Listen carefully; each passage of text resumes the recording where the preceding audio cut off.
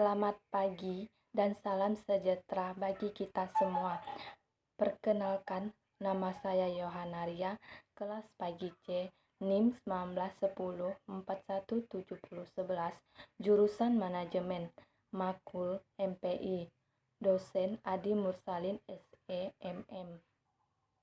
Pada hari ini, saya akan menayangkan hasil presentasi yang telah saya buat dengan tema perilaku konsumen dalam lintas budaya dan perspektif internasional. Tinjauan budaya dan perspektif internasional.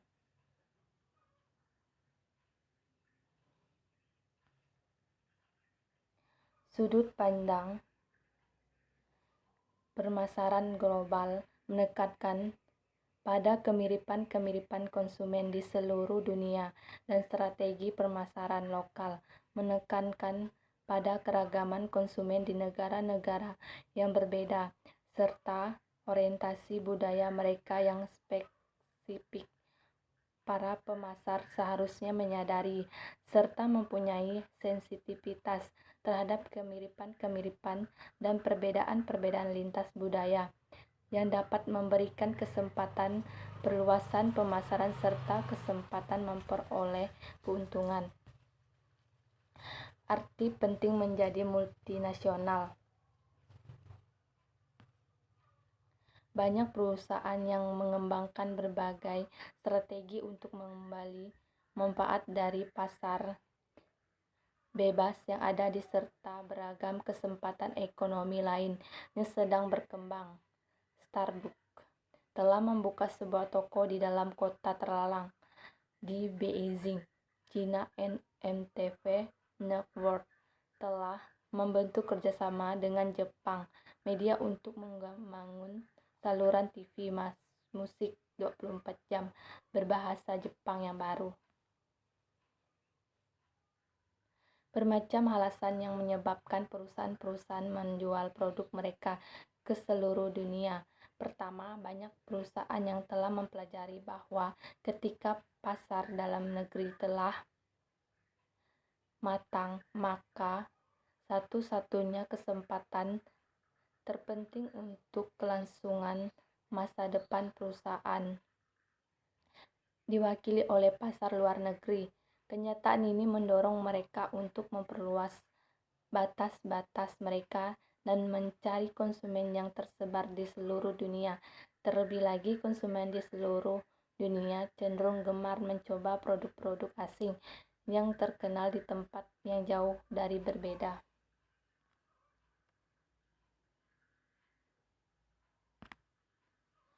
Memperoleh ekspor dari kultur lain. Dengannya banyak kontak yang dilakukan konsumen dengan barang-barang dan gaya hidup dari orang-orang yang tinggal di bagian dunia yang lain. Mereka mempunyai kesempatan untuk mengadopsi cara dan produk mereka. Sebagian besar pengamatan konsumen terhadap budaya yang berbeda cenderung timbul dari inisiatif mereka sendiri, perjalanan mereka tinggal dan bekerjanya mereka di negara asing, atau bahkan perpindahan mereka ke negara yang berbeda. Next, efek negara asal. Ketika konsumen memutuskan untuk melakukan pembelian, mereka mungkin akan sampai pada pertimbangan akan asal negara produk yang mereka pilih. Para penelitian menunjukkan bahwa konsumen menggunakan pengetahuan mereka tentang di mana produk tersebut dibuat sebagai evaluasi pilihan pembelian mereka. Efek negara asal ini muncul karena konsumen seringkali sadar bahwa nama perusahaan atau merek tertentu berhubungan dengan negara tertentu. Secara umum, banyak konsumen menghubungkan Prancis dengan anggur, mode busana, dan parfum, serta sebagai produk kecantikan yang lain. Italia dengan pesta perancang busana, furnitur, sepatu, dan mobil sport. Jepang dengan kamera dan konsumen elektronik, dan Jerman dengan mobil, alat-alat perkakas, dan permesinan. Terlebih lagi, konsumen cenderung mempunyai sikap atau kegemaran bahwa barang tertentu harus dibuat di negara tertentu. Analisis konsumen budaya. Analisis konsumen secara lintas budaya ini adalah usaha untuk menentukan derajat persamaan dan perbedaan antara dua atau lebih negara. Analisis tersebut dapat menyediakan pemahaman terhadap karakteristik psikologis, sosial, dan budaya konsumen yang menjadi target bagi pelaku pasar sehingga mereka dapat mendesain strategi pemasaran yang efektif.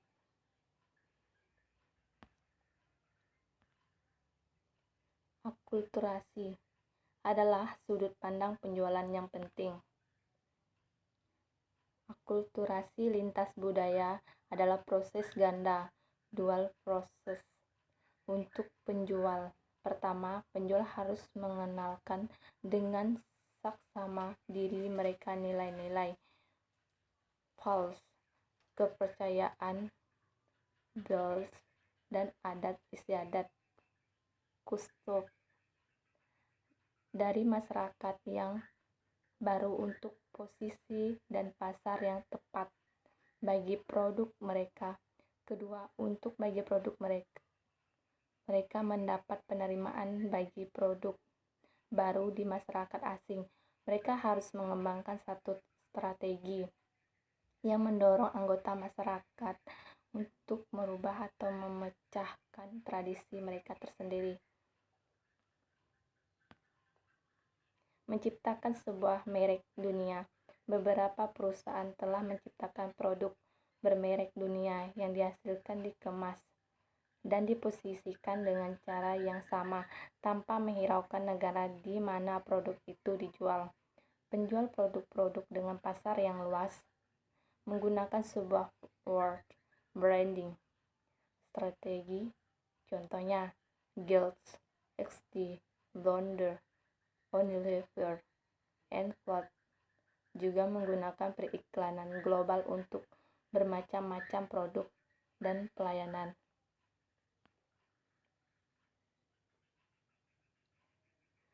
Pemasaran global yang adaptif. Dalam pengambilan pendekatan yang adaptif, pembuatan iklan global dengan pengetahuan tentang perbedaan kebudayaan dapat membuat pesan tambahan yang efektif untuk menyesuaikan dengan pemasaran lokal. Penelitian terharu yang dilakukan oleh advertiser asing di Cina menemukan bahwa 11% perusahaan menggunakan global strategi, 12% menggunakan lokal strategi, dan hampir 77% menggunakan strategi kombinasi. Dari 7 komponen periklanan yang telah dipelajari, bahwa lokal untuk memadukan dengan budaya lokal telah didasari sebagai hal yang paling penting. Hal penting lainnya ialah atribut produk lokal, model, warna iklan, humor, background, pemandangan, dan musik.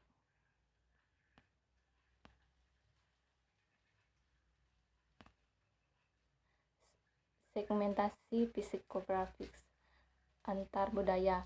Penelitian di Amerika Utara dan Selatan, Asia, dan Eropa tentang nilai dasar motivasi yang mendorong terbentuknya sikap dan perilaku menghasilkan 6 kelompok global values market segment, yaitu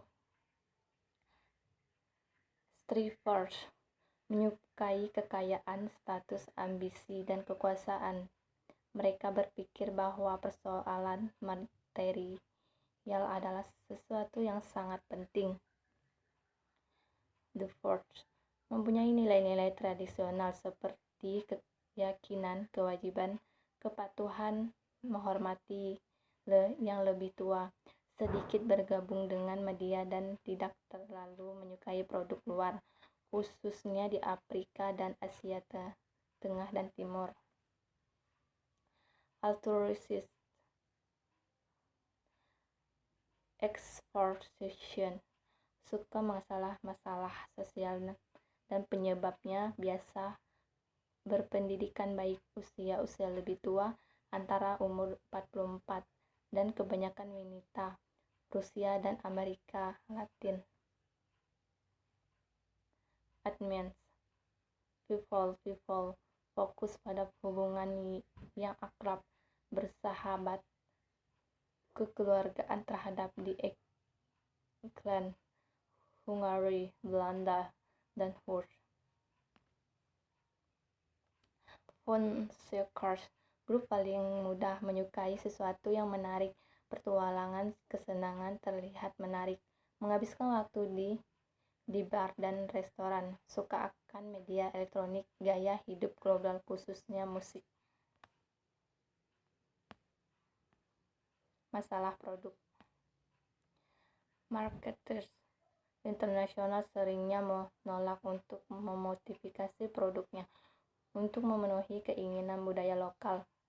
Markets Amerika yang menjual produk makanan di Jepang seringnya menemukan kesulitan yang akhirnya mengharuskan mereka mengubah karakteristik asal produknya.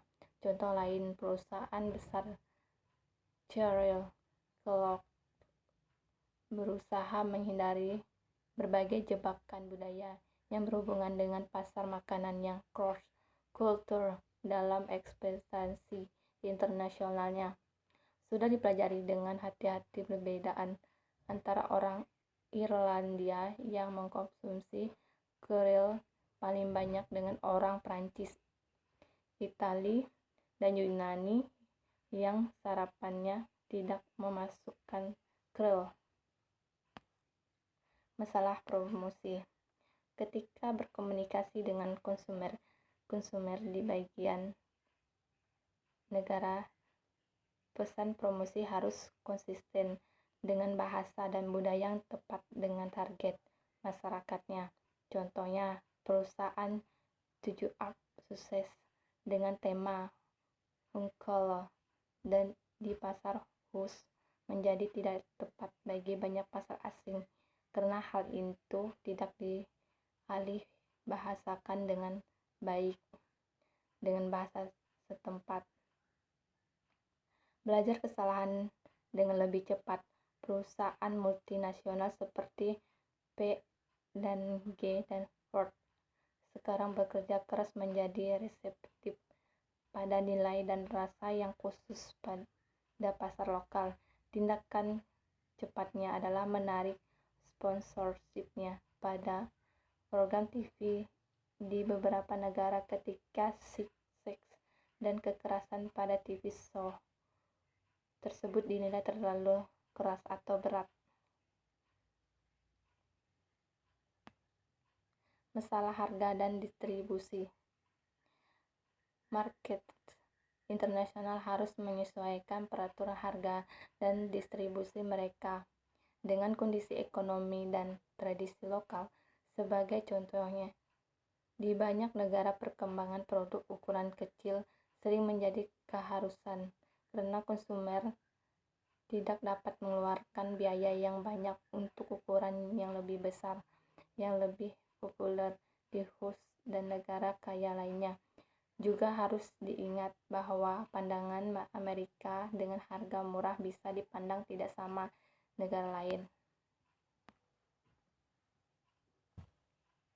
Kesimpulan, dengan banyaknya perbedaan sekarang antara sesama penduduk di sebuah negara, mudah untuk mengerti bahwa perbedaan yang besar mungkin terjadi di antara penduduk dari negara yang berbeda, mempunyai budaya, pulau, kepercayaan, dan bahasa yang berbeda.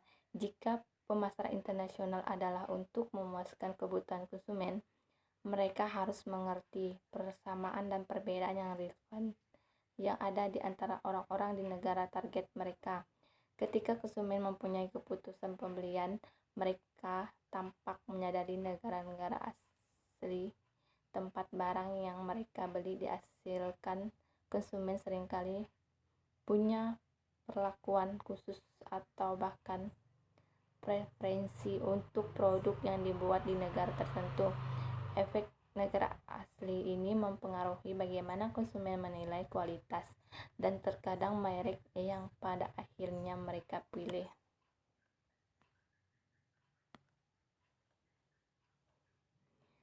Baik, terima kasih. Baik, pada hari ini hanya presentasi itu yang bisa saya sampaikan. Jika ada kurang atau lebihnya, saya minta maaf. Sekian dan terima kasih. Selamat pagi.